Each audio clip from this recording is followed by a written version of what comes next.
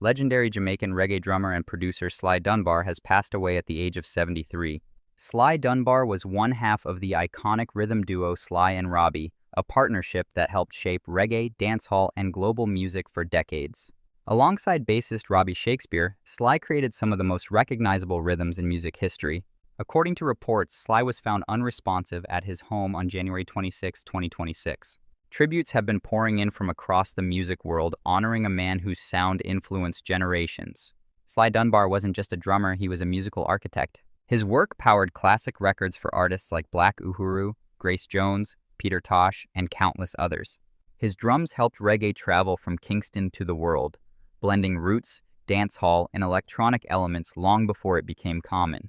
Over his career, Sly is credited with contributing to thousands of recordings, making him one of the most recorded drummers in history. His impact went far beyond reggae. Hip-hop, pop, and rock artists all drew inspiration from his rhythms.